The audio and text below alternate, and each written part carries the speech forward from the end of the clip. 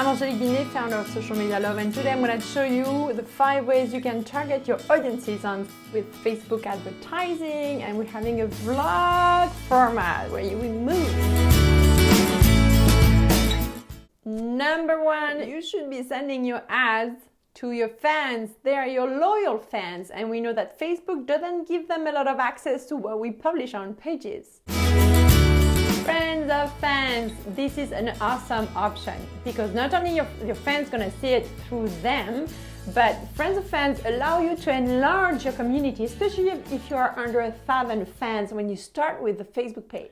Number 3, interest targeting. So if you want to target people that have a very specific interest in, for example, BMW, healthy eating, or yoga pants, you can actually ask Facebook to trigger those people by placing your ads with interest.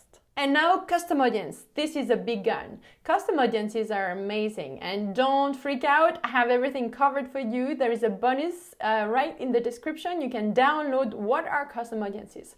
It goes from, being able to target people that are on your email list, that people that visit your website, that people that engaged with your Facebook page. It's just unlimited. So make sure you download my free bonus for you where I explain where you find them and what they are exactly. And the last one is lookalike.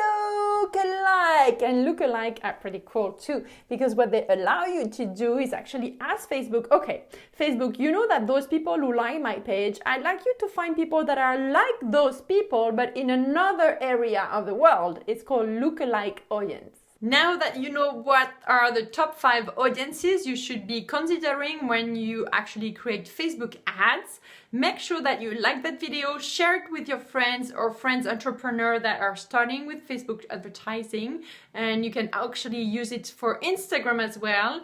Until then, leave me a comment. I want to see, have you tried those type of ads? See you soon.